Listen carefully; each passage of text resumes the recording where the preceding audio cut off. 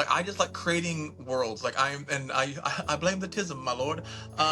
The She picked up on it. She's like, she even asked me. She's like, "Do you write plays?" And I was like, "Yeah, I do." And she's like, "You're writing it like a play." Cool though. Way cool. She's like, "You're just going so fast." And so she's like, "You need to slow down and take your time with it." So I was like, "Cool, awesome." And my meeting with Tor was, again, I had 10 minutes, and I had 10 minutes from the door. So it was in this big ballroom, and like there were different agencies and whatnot, like at the same time. So basically, you walked in the door, and they said they were like, "Go." You're listening to the Blush and Burn Books podcast, where two sisters read anything from slow burns to heart-pounding spice. I'm Laura. And I'm Annie. Grab your favorite drink and let's get bookish. Hey guys, welcome back to the Blush and Burn Books podcast. I'm Laura Eakin. And I'm Annie Baxter. And we're so excited because we have one of our dear friends on who we met over on the TikTok, Mr. Brandon T. Bernard. Hello, hello. The TikTok live. Oh man. Back where it all started. Where it all started. So when I started growing my TikTok, Brandon, you were one of the top people that was coming up regularly, and it was fantastic to get to know you there. Yeah. Oh, that's awesome. Yeah. I also saw you on my For You page popping up because me and Laura are obviously huge fantasy lovers, and your books fit right into our genre of kind of a mix between the fantasy, a little bit of romance, and maybe a little sprinkling of some dark, the sprinkling of dark. And right? Oh yeah. Okay, cool. And I think maybe like even you like to call it like a grimdark. Am I right? Correct. I guess the technical genre is called Grimdark, which is basically like a world that is just like, not that there's no happy endings, but just the world just stinks. Like there's like everything's morally gray. Everyone's fighting everyone. There's no real like hero and damsel. It's like you're fighting against people and the world itself. Yeah. That's spot on. I literally have a page, by the way. So we did a TikTok live one night, or I don't know, maybe it was daytime, but you popped on and we were starting to talk about Grimdark. It was a new thing for me. Like I didn't fully understand it and grasp it. And I have a whole page in my notebook of notes of you and Jack Ann talking about like because I just ate it all up. I refer back to it all the time because you guys were like a wealth of knowledge into this little, I mean, is it a genre? Are we calling it a subgenre? Is it like it is a subgenre of fantasy, okay. Yeah. Okay. I love it. It's definitely, I love like the grit. Like I kind of want a little bit of like that grit in my fantasies. I don't love them so just like foofy and fluffy. Like I need them to have a little bit of like grit in there, you know? And I think that helps bring into maybe a little bit of like reality a little. And I think that your books are perfect for this. Well, thank you. I would definitely agree. Yeah, totally. So maybe we can kind of start off with a little bit of backstory on you, because I don't know a lot about like maybe some of like your earlier years of like what you like, would you like to read when you were younger? Like how did this like progress into actually taking the big leap and step into becoming like a writer? Gotcha. I actually, this sounds so weird. Like I grew up in libraries because my father had a questionable profession. Okay. And he was an organized businessman. And he would leave me and my sister at libraries during the day while he would go off and do his business. And so I spent a lot of weekends and weekdays just, even like getting books that I couldn't read, but if I liked the picture. So like I was a kid and I was obsessed with dinosaurs and anything fantasy. So I would find like Tolkien or anything and get it and like get paper out and like trace the pictures and stuff because I wanted to be able to take them home with me because I was like way too little to do to have a library card because I was really little. but yeah, I mean, I grew up in libraries because of a very odd reason, and I then love it. Same. like like and then like I just like creating worlds. Like I blame the tism, my lord. The like I would spend hours playing with toys, but like He-Man played with Ninja Turtles, played with Ghostbusters, but I would Love it. spend like 4 hours setting up all the toys around my room, giving them their own stories of what they're doing, but then actually just spend like 5 minutes playing after I set everything up because it was more fun to actually create the story than actually play with the things. Um, and then later on in life, I was uh, a theater teacher at one point, and so I started writing Oh, plays. it's way Cool. cool. And so I've written a few original plays and musicals. One of which was the selection and got was I can't speak. Hold on. Was selected to be performed at the Edinburgh Fringe Festival in Scotland. So Wow. That's amazing. yeah, I just like building and creating worlds, and then uh, I had this idea on the Mad World on the idea for a while, and some of my friends were like, just write it down, just start, and it took me 6 years for the first book, but yeah, Always. then actually got into a groove and loved it so far. I think that's fantastic. Did you do like high school? Were you like a high school teacher? Yes. I mean, it's been years since I've been in the classroom, but luckily, teaching theater, it's people for the most part that want to be there, Oh, for um, sure. or have some kind of interest. So, like, not that I'm teaching my mortal enemy math, or something like that that kids have to take, but yeah, yeah, yeah. So it was fun. That would probably make a huge difference because the kids want to be there. I always tell Laura, everything is different when people want to be there. It's just like Mhm. Comic Absolutely. Cons or like going to like book events or like things like that versus like people want to be there, like, Mhm. and they want to connect and they want to see other people who like the same thing. And I think theater kind of offers that thing where it's like the people around you are there for the exact same reason too, like they love theater, right, and they love Correct. what it offers, and so it really creates like a tribe. Agreed. Yeah, Yeah, absolutely. And yeah. when you were teaching and you were creating all of these worlds, and as you were writing Mad World, Annie and I know that this series is projected to be 10 books. Huge feat. I love How it. how did you go from writing book 1 and the process of that, because it does take a long time to get the first book down and like get your thoughts from like even onto paper or Mhm. even, typing and then to paper, but how did that progress into where you're wanting it to go? Mad World was one book at first. I still have the binder on my shelf. And when I hired an editor in the UK, because there's a lot of UK references in history and folklore and whatnot, she read through it. She's like, "Hey, you have a great story, but it's happening way too fast." So I was like, "Well, what do you mean?" She's like, "You have a whole story here, but you're literally going through it so fast." And she picked up on it. She's like, she even asked me, she's like, "Do you write plays?" And I was like, yeah, I do. She's like, "You're writing it like a play." She's like, Cool That's though. way cool. she's like, "You're just going so fast." And so she's like, "You need to slow down and take your time with it." So I was like, "Cool, awesome." Found a spot and broke it up. I was like, broke it up. I'm like, "Hey, 2 books." And then she looked over. She's like, "No." And I was like, "Okay, 3 books." And then we would Zoom and whatnot, and she's like, "No." She's like, "That's an ending, and that's an ending, and that's an ending." And I was like, Okay, so "Okay, 4. okay." So that first original book turned into 6. So like the first 6 books are going to be that original book that I wrote.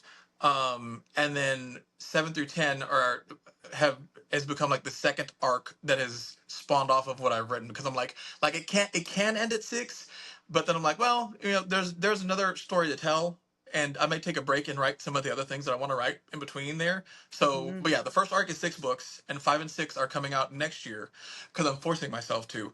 And then 7 through 10 will be like season 2 of what's going on. That's so cool. Are you gonna like break a little in between? Are you just like gung ho? Like, I'm focusing, I'm doing it. I say that I'm going to take a break, um, and I probably need to, but because I have I honestly have a list of 27 other books that I want to write with like their titles and synopsises, because this is what I do. Brandon, That's holy Um, amazing. cow! and like, and they're, some are fantasy, some are romance, some are just That's all different cool. kinds of things. So it's just, I literally have, my next 27 books like planned. But I can't. My brain's kind of like, I need to finish this, but I'm gonna book 5 and 6 are about half done. Um, but now I'm in the middle of writing a novella, uh, for Tor that I was not expecting to write. So But excited We about heard that. about that, and Laura actually like sent me, because Laura goes, Brandon's talking to Tor. I'm like, what? yeah, And she's like, see this, and she sends me the video, and I'm like, are you for reals? Like, that's really cool. yes, and forgive me, I'm never the type of person that gets excited about stuff. Like, I mean, so if you say so, and I don't know how to take a compliment either. So if you're kind of like, oh, that's awesome, and if I'm like, thanks, like, I'm not being ungrateful. I just don't know how to react. But yeah, it was really awesome. I went to a writers conference beginning Here, of August. Yeah, where it was we in are. Utah. Solid City, Yeah, yeah. I know. Um, I was like, I just we happened to should. be out of town, and Laura was Annie out had of other town. things that she had to do with I her was family, and texting I her. was I'm like, like, we should hit up Brandon because I know he's here right now, and we I should see if know. he wants to go to dinner or lunch. And she's like, I'm gonna be out of town. that I'm would like, have been awesome. On That would I have been awesome. That next would know, have been time. awesome. I Yeah, know. yeah, true. Because I'm looking at going to FanX and a couple other things out there Oh, so directly. you're coming next You're week. coming in a couple weeks. Well, no, not this year, but like for Oh, like the next next year year. and whatnot. Okay. But Okay. I was yeah. like, Brendan, That's happening. Oh no, say anything. Yeah. no. Driving Okay, I drove there, so once a year is enough. it's a That's And lot. a 2 day. That's a full 2 day drive. correct. And next year, if we can talk about later, next year's gonna be whatever. But yeah, so I got to pitch my book to the head editor with Tor. Fantastic. So let's And break that down really quick. How did that even come about? Like, I do where want to know. were I'm very you? curious. Let's do it this way. Tell us about the Quills Conference, and then tell us how that all came together with Tor. Yeah, well, I'm so curious about the Quills Conference. there's like two awesome things happened while I was there, because I went there specifically because like you could like there were a lot of different there were some literary agents there. There were some publishers with different genres and whatnot. So you could it was basically again a conference for authors. So you just took classes and everything else. Like but for pitching sessions, you could sign up. Like you pay like a $15 whatever, and like they would give you like 10 minutes with like this person. So Cool. I was like, cool, like literally like that. And then Travis Baldry was there, and I was like loving me some Travis Baldry. So I was like, I got to meet him, and then I get to pitch the tour, and I was like, because I've learned that, I mean, querying is horrible, I and can a only necessary imagine. evil. But I'm like, if I can talk to somebody, that's different. And so signed up in order to be able to pitch to her in person. I think a face-to-face conversation is like so much more intimate and it's like it's so much easier than having to like put a piece together, send it out, do queries, all that stuff. Like face-to-face, man, it's like I don't think there's anything better. No, I think it's Correct. so much better. Correct. And the same day, but beforehand, there was I can't remember the Nelson the Nelson I think the Nelson Agency. It's like a really big they're a really big literary agency. Yeah. That one. And I wanted to be able to pitch to her too, but all of her slots were full. And so I took one of her classes, and as you do in college, what if you interact and you ask questions and answer questions, whatever. And so I met her afterwards, and so I was just like, hey, did you have any cancellations by chance, like, or whatnot? She's like, no, I'm full, but she's like, you got 10 seconds, go. And so I was like, oh. And so I was just like, well, my book is this and this and this and this and this and this. And she's like, here's my card, send it to me. So I was like, okay. Okay. So when people always say like have an elevator pitch ready because you never know when, that's honestly the truth. Because Yeah. did not expected to know, expected to, hey, meet me next year or whatever. But she was like, no, like tell me about it. You have 10 seconds. Like it was her little words were, you have 10 seconds, go. So like, okay. So you had to be ready, and so that was a nice little like serotonin booster before I met with Tor later that Absolutely. day. But yeah. Oh, Absolutely. that'd be so crazy. Well, I to think a to have good to do that. pitch. Oh, for sure. I think a pitch is good like a hook too, right? Mhm. It's like your books at the beginning of a book, you have to find the hook. And I think that's the goal for most authors is to figure out how to get your reader to be hooked to what you're reading they're reading Mhm. right at the beginning. And I think that's probably the same with trying to like give your pitch, it's like you have to find your hook. Correct. And and I mean, I think it's cool. So you obviously did a good job. So Correct. I did. And my meeting with Tor was, again, I had 10 minutes, and I had 10 minutes from the door. So it was in this big ballroom, and like there were different agencies and whatnot, like at the same time. So basically, you walked in the door, and they said like, they were like, go. And oh my so gosh. like ran to the table, and I was, My hi, gosh. thanks, what, and the word vomited everything out. Yeah. um and I word vomit um everything out anyway. So I think yeah. that would be really. But I mean, I And like, then this, and then wait, hold on, and then this is happening. Like I would be such a space case, like in that I kind of know. situation, it would not go Yeah. well. Yeah. yeah, same. And like I went in there expecting a no, because in a panel she was on earlier, she had talked about how it's very difficult for trad publishers to pick up series or books that have already been like indie published. She's like, it's not impossible, but it's difficult because like it's already out there. It's not the new thing, and publishers want the new thing. But but I showed her, like, I mean, I literally slammed my physical books on Yeah. the table, and I was like, here. I was like, I showed her chunks of, like, because we basically filmed like part of a pilot Yeah, you did. before I ever wrote the books, and showed her everything, and she's like, this is awesome. She's like, why do you need me? And I was like, well, I'm doing this by myself. I was like, I need help. I was like, I would like, my dream is, like everybody, is, I was like, I'd love to see this as a TV series or something like that, but I was like, there are doors that are shut if I'm not like trad published. And so she's like, okay, cool, tell me more, when's the series finished? And I told her I'm finishing at 6. 7 through 10 will be a surprise. But I was like, the series will be done next year, and everything else like that. And she's like, awesome. And she reiterated, she's like, it's difficult, but not impossible. And they were like, but I will read your book. And she's like, I'm going to read your book because I like the story that you've told. So, Okay. like, gave it to her, and then they were like, okay, so what are you writing next? And I was just like, Cool. and so I had, out of that 27, I was like, what? Pick one, pick one, pick one, pick one.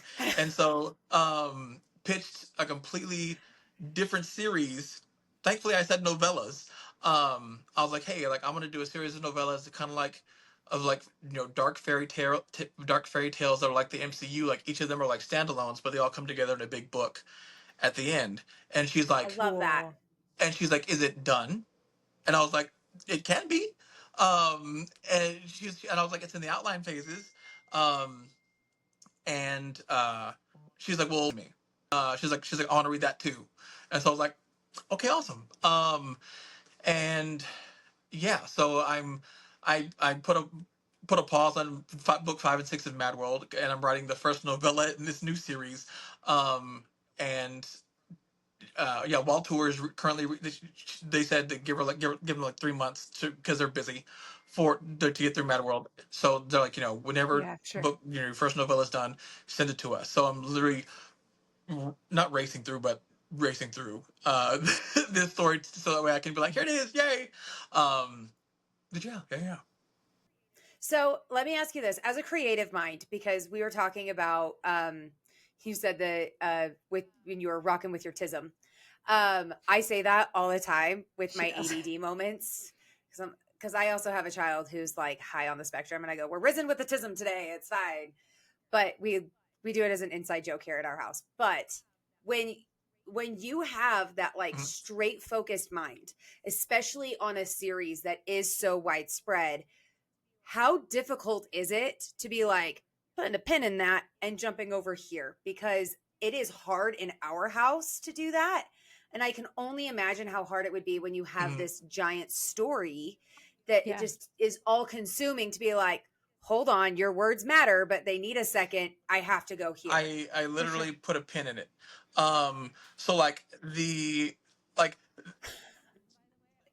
I love your boards, by the way. well, I've always admired I've always them. loved them. I've always loved your boards and how organized they are, and all your little color-coded like and literally stamp. I love it. I'm like I love it so much. I've never done this before and it's weird, but like I have to adapt because normally all of, like this is Matterworld book 5 and 6, and normally they're on that board because that's what I'm working on. But since I'm working on the novella's over here, and I'm traveling with Mad World, so that way like any spare time I get, or like if I go to Half Price Books or spare time whatever, I'll literally pull these out of my backpack and go through it and just start.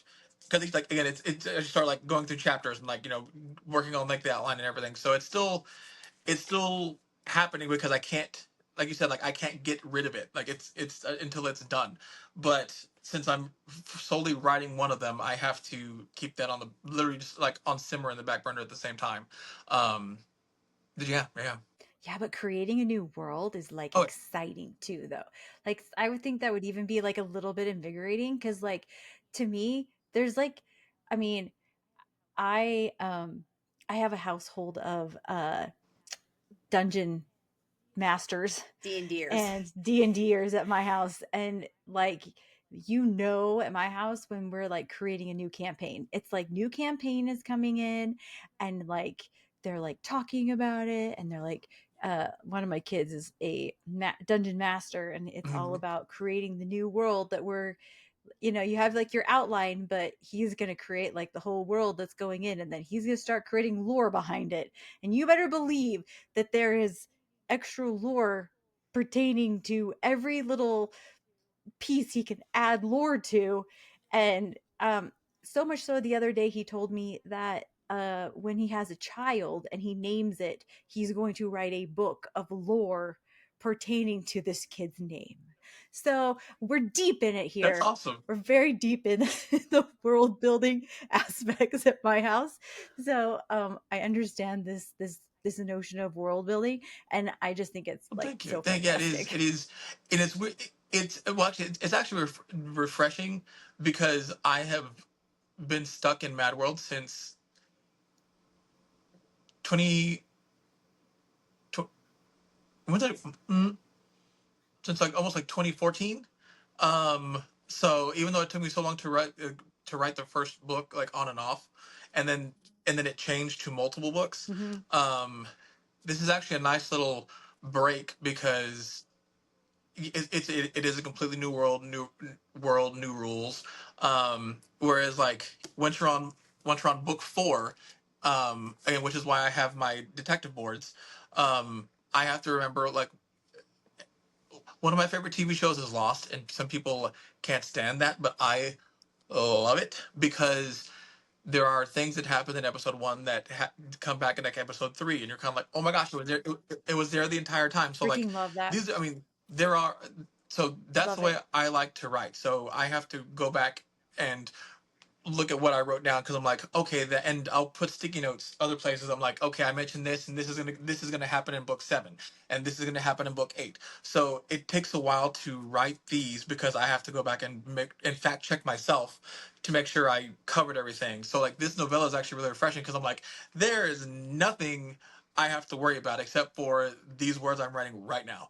So yeah, so like creating a completely different world is very, very nice, and again, I look forward to when at least book 6 is done. And again, I say I may take a break to write some of the other books, but I may just continue, but we'll find out. I have no idea.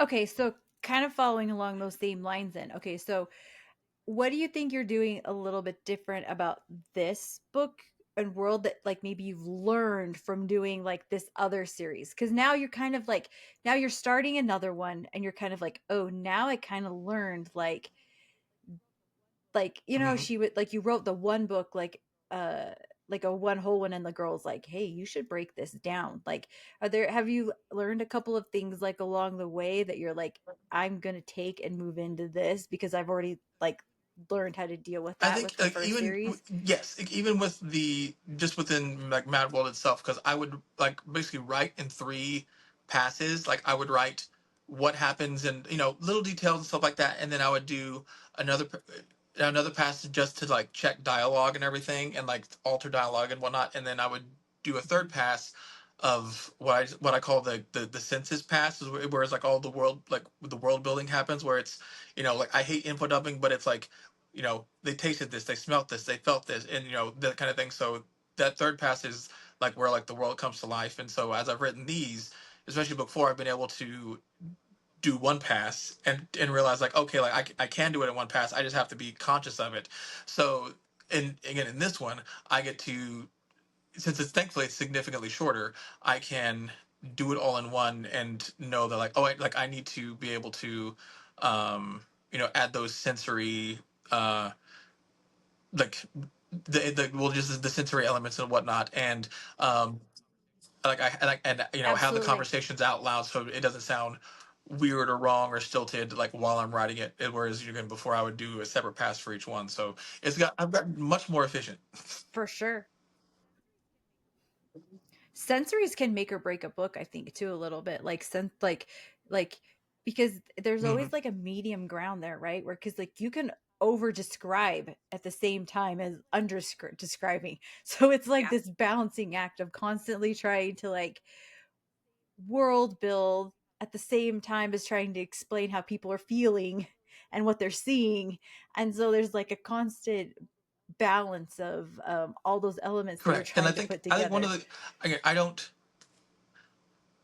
try and look at reviews, but some reviews are and again, I'm my own worst critic, so sometimes I have to, just because to make me look and think like, okay, like, Always. hey, like I am doing an okay job. Like one of the coolest reviews I got early on about book one was that like this is a great fantasy book for people with aphantasia. The people that can't because Cool. the reader said Yeah. I my descriptions are vivid, like so vivid without being like overpowering, that like someone that can't picture something would be able to picture something. So I'm like, that's a really cool. Uh, so yeah, so hopefully that That's keeps awesome. going with all of my books. That's an amazing compliment to get because I Hmm. didn't know this was a thing until Agreed. recently. I have a friend who has it, and I was like, Yeah. "You don't see a movie? Like that's not what's happening behind your eyeballs?" And she's like, "No, I just I feel the words." And it was like, Okay. I don't know how that would work for Yeah, but I me. think that also leads into the really cool aspect of reading in general, is that reading is Hmm. such a personal experience for everybody, that like you could have 10 people read a book and they're all going to come away with something completely different, and it's just because based off of their own world experiences. I mean, me and Laura had a conversation. We just finished a book, and we talked about it today, and we both had different thoughts on it, and it's basically just because we have different perspective in a couple of different areas. And I mean, that's just what happens when you read, it's your hope is that you are just able to create a world that people can fall into and enjoy being in. Hmm. And I mean, that's the goal. I think, as an author, Correct. And right? like Oh, and again, absolutely. before I ever thought this was going to be a novel series, like my plan was like, hey, I'm going to pitch this as a TV series. So again, like we filmed half a pilot, so like it was already. I can see It Yeah. this is as a so TV cool. series, by the way. I can already see I it. could Like, see it. I could see the way And that so that could same, but totally so play like out. I am like I like to think like I'm a very visual thinker and writer. So it was, and funny when my editor was like, you're thinking like it's a play. You're like you were assuming that she's like, you're thinking like a director, meaning like a picture really is a word like worth 1,000 words. So like you see the picture in your head, and you think people are seeing that picture, but on the page they're not seeing that picture. You have to build that picture. And I was like, oh, you were 100% correct. So like so that was like a very big Gotcha. like eye opening thing. Like yeah, a picture really is worth 1,000 words, and for some of my books, hundreds of thousands of words.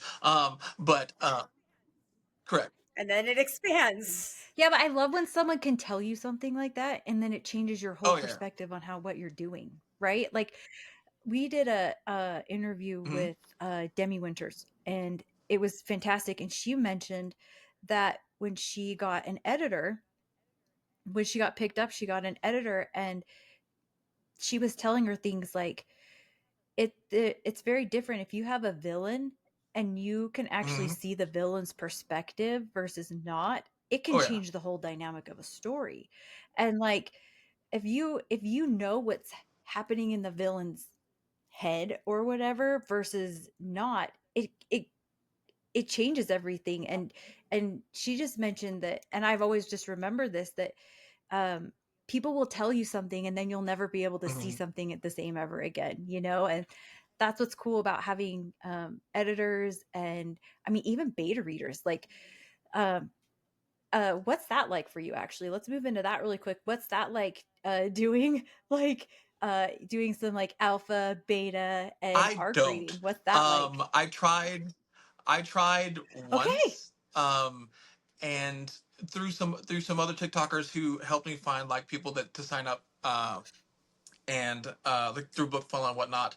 Um, and they were fantasy Yeah. readers, but again, Grimdark is different, has different rules than fantasy, so it was not a good experience for me because they're like, why is this, what is this, why is this, like da da da da da. I'm like, well, Grimdark functions differently. So Yeah. the I so yeah, that was it was I was like, cool, awesome, thanks for your input, I'm good. So I basically write the books that I want to read, um and thankfully people Okay. have liked it. um because it's like what like the Yeah. things that Yeah. I don't see, like, and I, I how do I say this? It doesn't matter. I was like the I like I like books and movies that have a message, that are not preachy, that don't shove it in your face. So like, because All day long. even like Yep. then the reader or the viewer picks it up themselves and they learn, it becomes more internalized, as opposed to like, look at this is the message. It's like you read it and you're like, you walk away like, oh, was that what they meant? Oh wait. So it becomes much more impactful. So like, like I have queer characters in my book. There's a poly relationship, there's Yeah, we love it. neurodivergent people, but that's It's not what the fantastic. story is about. Like it's never about like, hey, look at these amazing people. It's just they function in this world. They function at different levels, and they do different things. They do crazy things. They do awesome things. They do really horrible things. But it's just a part of who they are in this world, and it's never like, so it's it's still like positive representation for those types of people. But it's not like this is what the story is about. It's like, oh, it's a, hopefully like a great story that includes these type of people. If that makes sense. Yeah, well, Absolutely. you did a great job with this, because there were moments where I was like, hold on, are these good guys or are these bad guys? Like I had this like internal dilemma a couple times where I'm like, wait a minute, are are we in the good That's guys a side? Yeah. Are we in the villain that's side? the that's the Are we not? That's the fun Yeah. part Are about they all Grimdark, is that villains? you don't know. It's everyone is morally gray, and some people are more morally gray than others. But there's not like the shining knight in shining armor. It leaves you questioning, like, am I supposed to like that? I kind of do. Like the person I hear about most from a lot of people is Cheshire, and Cheshire is the most chaotic, the most destructive, and Oh, for people are like, oh sure. my gosh, I Absolutely. love him. Oh my gosh, I love him. He's my Absolutely. favorite. And I'm kind of like, cool, awesome. But it's despite all, yeah, Because Good he's luck in the fun. next book. despite everything he does, because there's a reason behind it. There's like he, and yeah, so it's Totally. that's why again, like, Grimdark plays I like playing in the Grimdark world, but I go against the conventions because you can find videos on the TikTok and everything that talk about like there you can't even really call them tropes, but like there's a lot of expectations with Grimdark. Like I mean, there's not a lot of positive like female representation or like queer or that kind of stuff. So not. I mean, mine just kind of turned into it. It's a Grimdark book, but it has positive representation for all these people without again shoving it in people's faces or their ears. No, it's not an audiobook yet. Eyes. Yeah, because it's because it's normalizing all of it in Correct. a way that is digestible and I mean, in I almost want to say safe. Like it's just you've put it into a great space where it just feels like it's natural. I like that. I dig it. I dig it. But yeah, Absolutely. I forgot the question that we were talking about, but yeah, it's been a fun thing. That's okay. I lost it too. So it's great. I want to hear your elevator pitch though that you gave TOR about Mad World to all of the listeners out there so that they can go Gotcha. and pick this up. And I really wrote this 40 times and whittled it down while I was in Utah all the time. So hold on. So I'm still gonna stutter through this. Mad World, like Mad World is an Alice in Wonderland pre-telling before Alice ever shows up, which is which is a grimdark fantasy that's basically The Witcher meets Wonderland, but it's got the humor of Vox Machina and the emotional gut punches of Arcane. If you watch those series, so it's the one again. Another reviewer gave me the best word ever to describe it, and that's grimsicle. Because like at times you're kind of like, "Huh, that's really funny." Other times you're just kind of like, "Oh, that just happened." So yes, I added more words than I told the tour, but that's about that's the generalness of it. Yeah, I actually think that's great. I think that's great. And I mean, I have read them, not all of them, but I've read the first one, and I think that's a very good description of this, at least the beginning of the series. I will just want to mention, I will never forget. I think it was probably even the very first TikTok live we did, and you were fairly quiet, and I'm ranting. I think I'm in here and I'm full on ranting like, I want a female character. You give me an FMC that's hot. I want her dressed in leather, okay? I want her, I think I even went to the effect of being like, I want her to have nice set of boobs. Not too big they get in the way, but a nice set. And I want her to be a badass. I want her to be a badass. And I want her to kick ass. And I want her to not be like, and you literally held up like the cover of your book, like right in the front thing, and you were like, "See, Annie?" And I was like, "And there we have it." I was just given what I asked for. So I will never forget that. That is like March through this and is through. book 3, but yeah. I mean, and as in book, there are reasons behind it, but again, in book 1, she didn't have her own chapters for reasons, but like from book 2 on, like she has her own chapters, so you follow her on her side and like the things that she's dealing with and whatnot. I love that so much. So cool.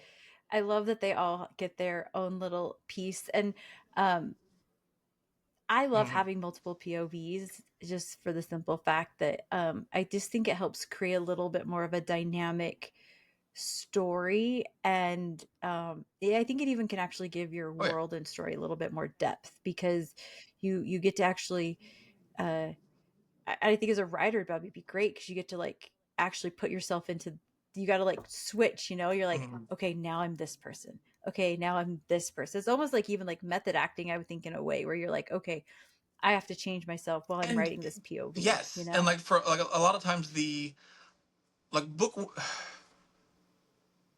had to learn a lot from book 1, but like in book 2, 3, and 4, there are parts where, because in book 1, like they're very much together the entire time, and so that kind of stuff. And in book 2, 3, and 4, there are parts where they go separately, and they branch out and they build the world and their own stories. So like there are times where it's like I'm just going to sit down and write like March's chapters, um, and get through all of those, and then Cheshire's, because they all think differently. Like in and it starts a little bit in like book one. Like Yeah. March thinks in like music, like so like when she fights, she talks about the sound and the melodies and the notes and this kind of stuff. And whereas Jonathan is neurotic, and he's like he's very particular about the things that he says or thinks and whatnot. And then Cheshire talks about the moon and like always refers to the night and the darkness and this kind of stuff. So each of them think completely different. So there are times where like I have to be like I have to just write this part first and then jump back and then make sure that they don't get crisscrossed. Like, oh, Cheshire wouldn't talk about that. That's March. So like that kind of stuff. So it's its own challenge, but it's fun. Oh my gosh, I love this, Brandon. I truly enjoyed reading this story and I did too. getting to like be a part of it and watch you go through this process of publishing. I think in the last year you've published book 3 and book 4 Yes. since we've known you. Yeah. And it's been so much fun to watch. I absolutely love it. And I want everybody to grab this. I want them all to go get it. It is currently on Kindle Unlimited. And you know what? I it's also just- want people to pop into your website, because I actually Yes. love your website so much. You Mhm. have all of your books on there. You have merch. You have art. You have I even vaguely remember a map. Like I love going onto your website because I think you've put a lot of work into it, and it does help really fully encompass like the world that you created with Mad World. I love your logo. Like I love that. Same. And your PR boxes, when you sent those out, so Thank So you. much fun. gorgeous. And I had no idea what I was getting into. And like when it came, and I was like, there's like tea in here. Yeah, it I've was got cool. like all these little things that just Mhm. ring so true to To the the book. story. You have curated that so beautifully. You have curated so many things to this series that I just want to give my hat off to you.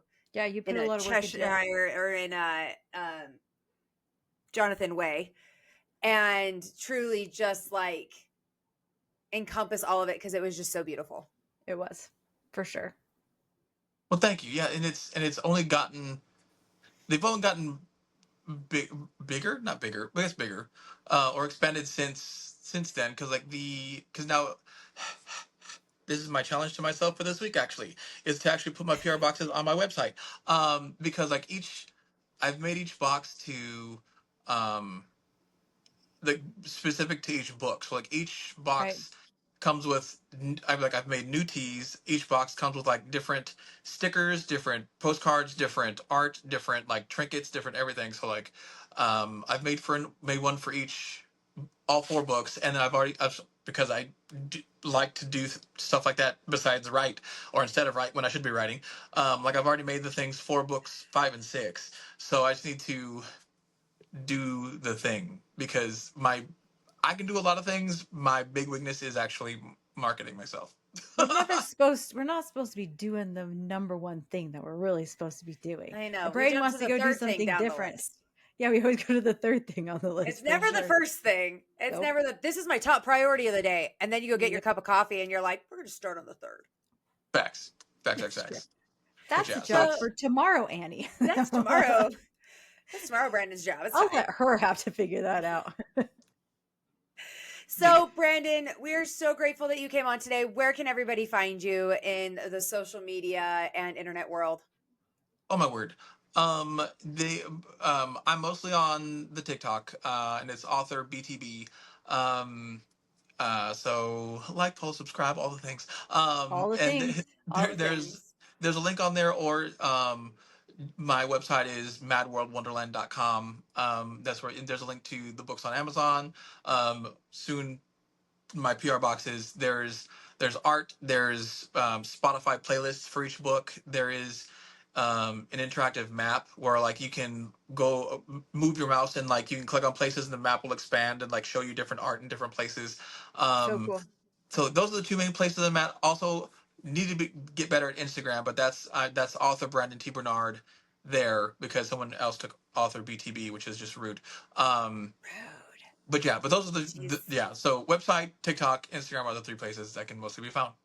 Awesome. And we will link those Fantastic. all down below in the show notes. And Brandon, we are so excited for book 5 when it comes, as well as this new adventure that you are doing with your novellas. So excited. Fingers Thank you. crossed. I'm really excited. It's been fun to watch your progression. Definitely has. Well, thank you. Thank you for having me. You guys make sure to like, subscribe here at Blush and Burn, as well as go and follow Brandon. And we will be back soon. That's it for today's episode on the Blush and Burn Books podcast, where we spread those pages and stir up all the feels. We hope you're walking away with a new book for your TBR, a smile, and maybe a little blush. Don't forget to subscribe, leave us a review, and share this episode with your fellow book lovers. You can find us on Instagram, TikTok, and YouTube for even more bookish fun. Until next time, keep those pages turning and stay bookish.